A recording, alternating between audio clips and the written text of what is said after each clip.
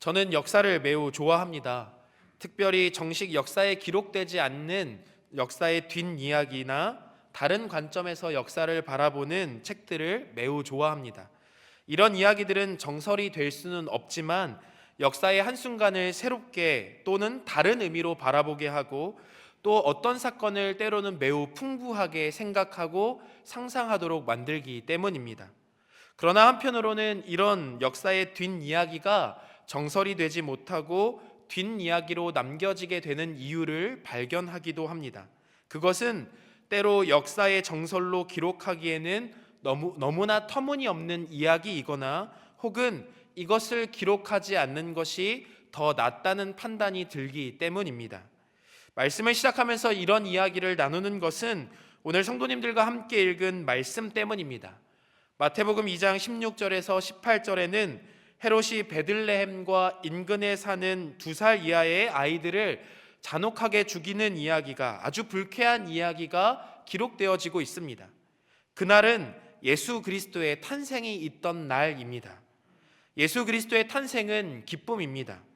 죽어야만 하는 우리가 영원한 생명으로 들어가는 방법을 찾게 되는 그 시작점이 되는 그 사건이 기쁨이 되지 않는다면 무엇이 우리에게 기쁨이 될 수 있겠습니까?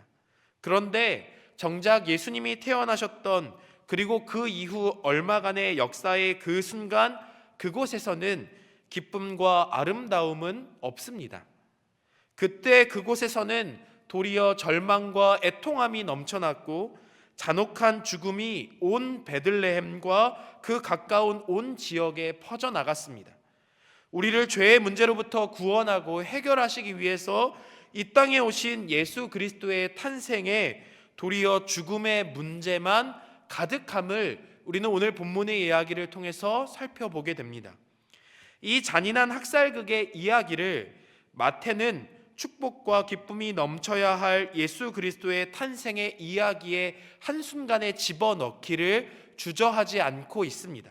그냥 역사의 뒷이야기로, 마치 교회의 전설처럼 내려오는, 그냥 구전되어지는 어떤 이야기로 남겨두어도 괜찮을 것 같은, 아니 반드시 그렇게 남겨두어야 할 것만 같은 이 이야기를 마태는 왜 기록하고 있을까요?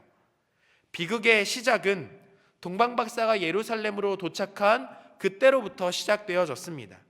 동방에서 온 이들의 방문은 온 예루살렘에 큰 소동을 일으켰습니다. 아마도 그들이 어마어마하게 긴 수행단의 행렬과 함께 많은 재물을 가져왔기 때문일 것이고, 두 번째로는 그들이 방문한 이유 때문이었을 것입니다. 동방에서 온 박사들이 위대한 왕의 탄생을 축하하고 경배하기 위해서 이곳 예루살렘에 방문했다는, 그곳에 있는 본붕왕 헤롯의 왕궁으로 향하였다는 소식은 온 예루살렘, 온 이스라엘을 떠들썩하게 만들 만한 사건이었음은 분명합니다. 그런데 정작 이 소식이 그들의 왕이었던 헤롯에게는 매우 당황스러운 이야기였습니다. 왜냐하면 그 가문에 새로 태어난 아이가 없었기 때문입니다. 그리고 그것은 곧 헤롯에게 그리스도에 관한 이야기라는 사실을 알게 하는 중요한 사건이 되어졌습니다. 헤롯은 자신의 권력을 찬탈할, 혹은 자신의 권력을 위협할 수도 있는 이 아이를 당장에 찾아서 죽여야겠다는 생각을 마음먹었습니다. 겉으로는 나도 그 왕에게 경배하기 위해서 그 왕의 탄생을 알려주십시오 라고 이야기하고 있지만, 정작 그 마음에는 당장 그 아이를 찾아서 죽여야겠다는 생각이 가득한 것입니다. 그런데 하나님의 특별한 은혜로 동방박사에게 천사들이 나타나서 왕의 죽음을 알렸고, 예수님의 죽음의 위험을 알렸고, 헤롯 왕은 자신이 속았다는 사실을 깨닫게 됩니다. 어떻게 하면 그 아이를 죽일 수 있을까? 박사들을 불러 모아 그 왕이 태어날 장소를 특정하고, 바로 그곳이 베들레헴이라는 사실을 깨닫고는 베들레헴에 신속히 군대를 보내었습니다. 그 밤에 살해된 아이의 숫자는 학자들마다 의견은 분분합니다. 어떤 학자들은 그 인근에 사는 주민의 수가 많아야 1,000명 정도 됐을 테니 갓 태어난 신생아의 수는 그리 많지 않았을 것이라고 생각하여서 20명에서 100명의 아이들이 죽었을 것이라고, 교회의 전승에 따라서는 14,000명 정도 되는 어마어마한 수의 아이들이 죽었을 것이라고 이야기되고 있습니다. 몇 명의 아이가 죽었든 간에 채 2년이 되지 않은 갓 태어난 아이들이 죽어야 하는 이 사건은 베들레헴뿐만 아니라 그 인근 지역의 모든 마을의 큰 비극이고 슬픔이고 애통이었습니다. 헤롯은 아주 잔인한 방법으로 잔인한 행위를 예수께서 탄생하셨던 그날, 그때, 그 어간에 행하였습니다. 이 역사적인 사건을 두고 두 가지 의문점이 생겨납니다. 첫째는 왜 기쁨이 가득해야 할 예수 그리스도의 탄생에 이런 비극적인 사건이 일어났는가에 대한 의문점이고, 두 번째로는 마태는 왜 이런 비극적인 이야기를 굳이 하나님의 말씀인 성경에 기록하고 있는가, 그리고 교회는 왜 이 이야기를 빼지 않았는가 하는 의문점입니다. 먼저는 첫 번째 의문점에 대해서 생각해 보려고 합니다. 기쁨이 가득해야 할 예수님의 탄생은 아이러니하게도 비극으로 끝이 납니다. 예수님은 말먹이통에 누우셔야 했고 태어나신 지 얼마 안 와서는 애굽으로 도망치듯이 떠나셔야 했으며, 예수님으로 인해 베들레헴과 그 인근에는 끔찍한 영유아 학살이 일어났습니다. 도무지 이해할 수 없는 일들이 벌어진 것입니다. 적어도 예수님의 탄생과 관련하여서는 아름답고 행복한 이야기들만 가득해야 할 것 같은데 도무지 이해할 수 없는 일들이 벌어진 것입니다. 이 문제에 대해서는 사실 저도 어떻게 해석하고 어떻게 답을 내려야 할지 찾지 못하였습니다만, 얼마 전에 담임 목사님께서 단기면 시리즈를 하시면서 악과 고통의 문제에 관해서 다루신 적이 있습니다. 궁금하시면 단기면을 다시 찾아보셔서 아, 그렇구나 하고 찾아보시면 조금 이해가 될 것 같습니다. 그런데 한편으로는 지식적으로는 조금 이해가 되지만 제 마음으로는 이해가 되지 않는, 하나님 꼭 그러셔야만 했습니까? 도대체 왜 이런 일들을 방관하셨습니까? 하는 제 마음의 의문점은 사라지지 않는다는 것이죠. 결론을 내리기가 참 쉽지 않은 이야기입니다. 그런데 이 문제에 있어서 살아가는 인생의 길이가 짧든 길든 누구나 저마다 이해할 수 없는, 그리고 감당할 수 없는 큰 슬픔과 고통을 마주해야 한다는 사실을 우리가 경험하면서, 이 일은 지극히 개인적이기도 하지만 아주 먼 옛날의 이야기이기도 하지만, 또는 국가적이거나 세계적인 슬픔의 이야기이기도 하지만 오늘 우리 삶에서 여전히 벌어지고 있는 일이기도 하다는 사실에서, 우리의 인생에 여전히 절망과 슬픔과 애통이 가득 차고 있다는 그 사실에서 우리의 삶에도 여전히 왜? 라는 질문이 가득하다는 것이죠. 하나님 도대체 왜 이런 일을 나의 삶에, 이 민족 가운데, 이 나라 가운데 버리고 계십니까? 라는 질문을 던지게 된다는 것이죠. 그리고 동시에 우리는 이런 질문 속에서 이런 답을 찾아가게 됩니다. 그러니 주님이 어서 빨리 오셔서 부활의 소망을 완성하시기를 바랄 수밖에 없다는 고백으로 이어지게 된다는 것이죠. 성경의 가장 마지막에 이르러서 성경은 이렇게 고백합니다. 마라나타, 주 예수여 속히 오시옵소서. 이 성경을 끝내면서 가장 완벽한 고백이 아니지 않을 수 없다라고 말씀드립니다. 마라나타, 주 예수여 속히 오시옵소서. 그 주님이 속히 오셔야만 우리의 삶에 이해할 수 없는, 도무지 알 수 없는 이 일들을 주님께서 해결하실 수 있고 주님만이 소망이 되십니다라고 고백하지 않고서는 이해할 수 없다는 것이죠. 팀 켈러 목사님의 하나님을 말하다라는 책에서 하나님이 선하다면 왜 세상에 고통을 허락하시는가라는 질문에 대해서 목사님이 이렇게 대답하고 있습니다. 제가 읽어드리겠습니다. 어째서 하나님은 악과 고통이 사라지지 않고 지속되도록 허용했는가라는 질문을 다시 던지고 십자가의 예수를 아무리 바라보아도 무엇이 정답인지는 여전히 알 수 없다. 하지만 이제 무엇이 답이 아닌지는 알 수 있다. 하나님이 우리를 사랑하지 않는다는 소리는 답이 될 수 없다. 인간의 처지에 냉담하며 멀리 떨어져 지켜볼 뿐이라는 주장도 답이 아니다. 그분은 인간의 비참한 현실과 고통에 뛰어들었다. 그 마음이 너무도 절절해 스스로 그 짐을 대신 짊어지셨다.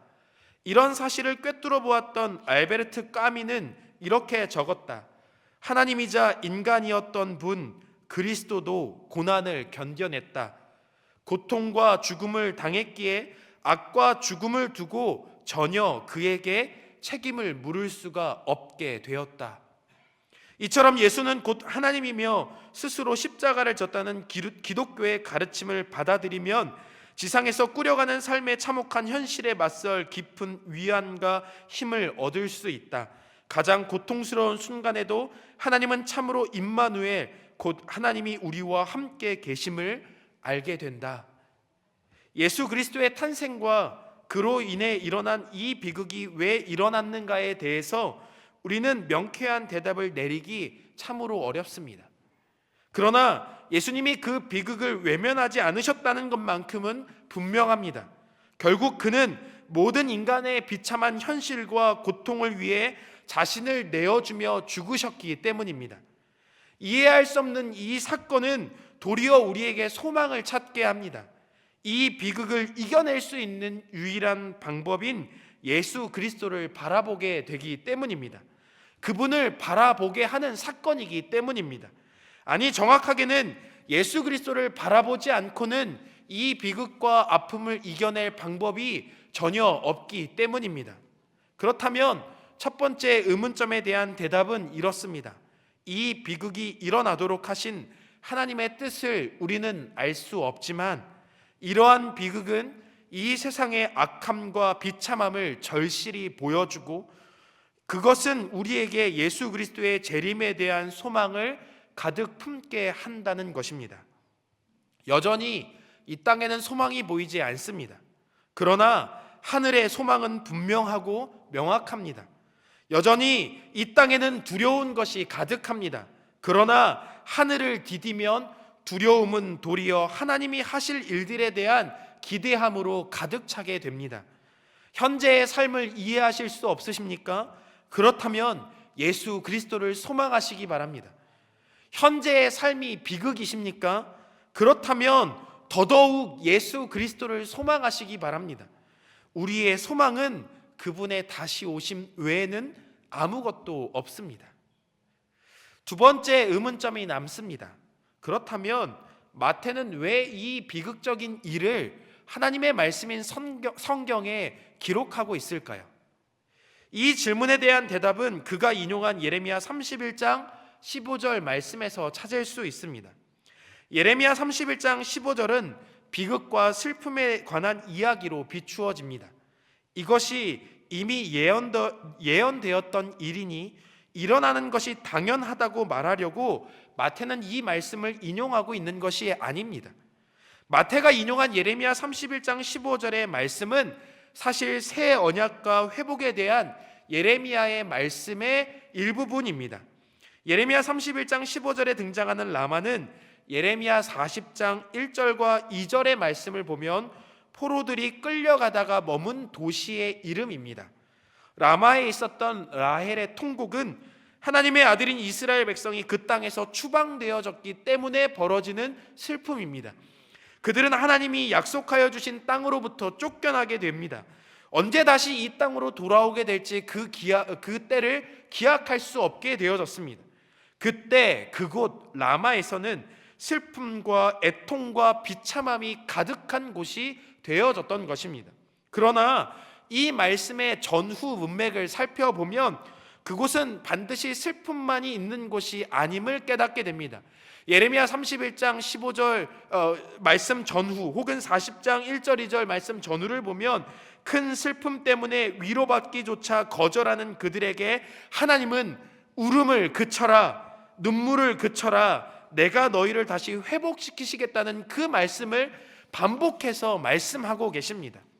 마태는 바벨론으로 끌려가는 이스라엘 백성들에게 선포되어진 위로와 희망의 말씀을 기억하였습니다. 이스라엘 포로들이 다시 이스라엘로 돌아오는 때에 그들이 위로를 받은 것처럼 예수 그리스도가 다시 이 땅으로, 비록 지금은 애굽으로 피난하셨지만 다시 그분이 이스라엘 땅으로 돌아오게 되는 그때에 그가 다시 돌아오게 되심으로 우리가 바로 위로를 얻게 될 것임을 선포하고 있는 것입니다. 결국 예수 그리스도는 모든 인류의 슬픔과 절망과 고통의 문제를 해결하시고자 어린 시절 벗어났던 죽음의 위기 속으로 다시 걸어 들어오셨습니다. 이사야는 스스로 낮아지는 예수 그리스도를 향해 이렇게 선포합니다. 이사야서 53장 4절부터 6절의 말씀입니다. 그는 실로 우리의 질고를 지고 우리의 슬픔을 당하였거늘 우리는 생각하기를 그는 징벌을 받아 하나님께 맞으며 고난을 당한다 하였노라. 그가 찔림은 우리의 허물 때문이요 그가 상함은 우리의 죄악 때문이라. 그가 징계를 받음으로 우리는 평화를 누리고 그가 채찍에 맞음으로 우리가 나음을 받았도다. 우리는 다 양 같아서 그릇 행하여 각기 제 갈 길로 갔거늘 여호와께서는 우리 모두의 죄악을 그에게 담당시키셨도다. 아멘. 마태는 굳이 기록되지 않아도 될 이 비극적인 사건을 기록하였습니다. 예수의 탄생에서의 비극과 죽음은 모두 인간의 악함의 깊이가 얼마나 추악한지를 드러내고 있습니다. 그리고 이 땅 가운데에는 그 어떤 소망도 없음을 선포하게 됩니다. 예수의 탄생에서 일어난 이 비극적인 사건은 여전히 우리의 삶에 가득한 비참함을 보여주기도 합니다. 여전히 이 세상이 악하며 고통과 슬픔으로 가득 찬 세상임을 보여줍니다. 그러나 마태는 이 사건을 비극에서만 끝내려고 하지 않습니다. 그는 이 문제를 위해 예수 그리스도께서 오셨음을 드러냅니다. 결국 십자가에 못 박혀 죽으셔야 했던 그분이 없이는 소망이 없음을 마태는 이야기하고 싶었던 것입니다. 그리고 이 말씀을 읽고 있을 1세기의 그리스도인들에게 비록 지금 우리가 주님을 눈으로 볼 수 없지만 그 주님께서 어린 시절 다시 오셨던 것처럼, 그가 이 땅에 오셨던 것처럼 반드시 다시 오실 것이라고 재림하실 그 주님을 말씀하고 싶었던 것이 분명합니다. 예수 그리스도의 그 죽음을, 그가 다시 오셔서 이 죽음을 피하지 않으시고 기꺼이 감당하셨던 그 십자가를, 그래서 그가 부활하시고 우리에게 첫 열매, 첫 소망이 되어 주심을, 그 예수 그리스도의 모습을 마태는 밝히 드러내고 싶었던 것입니다. 그래서 마태는 너무도 참혹하고 비극적인 이 이야기를 기록합니다. 그는 이 세상의 어두움을 외면하지 않습니다. 그는 우리 삶에 일어나는 비참한 현실을 외면하지 않습니다. 그래서 그는 마태복음 6장에 예수님의 산상수훈을 통해서 슬퍼하고 애통하고 눈물 흘려야 할 것을 기록하고 있습니다. 그래서 마태는 이 이야기를 기록합니다. 유일한 소망이 되시는 예수 그리스도를 이야기하고 싶었기 때문입니다. 곧 성탄절이 다가옵니다. 우리는 여전히 이해할 수 없는 비극과 비참한 세상을 바라봅니다. 예수 그리스도께서 이 땅에 오셔서 죄의 문제를 해결하셨음에도 여전히 애통과 슬픔이 가득한 이 세상의 삶을 마주하게 됩니다. 그곳에서 우리는 베들레헴에서 아이를 잃고 라마에서 하나님이 주신 약속의 땅에서 쫓겨나야 했던 이스라엘 백성들처럼 애통하며 부르짖게 됩니다. 그리고 우리는 마태와 같이 우리의 메시아 예수 그리스도께서 다시 이 땅으로 돌아오실 그때를 소망하고 또 바라보게 됩니다. 곧 다가오는 성탄절을 어떻게 준비하고 계십니까? 곧 다가오는 성탄절은 예수 그리스도의 초림을 기뻐하고 기념하는, 그리고 소망이 되신 그 주님을 바라보는 날입니다. 동시에 우리에게 위로와 소망이 되어 주시는 그 주님께서 다시 오실 것을 확신하며 예수 그리스도의 재림을 소망하는, 또 그 믿음을 주님께 내어놓으며 간절하게 기다리는 시간이기도 합니다. 주님이 다시 오시는 그때 그곳에서는 단 한 번도 누려보지 못한 삶에 대한 위로 정도가 아니라 늘 원하던 삶의 회복이 일어날 것입니다.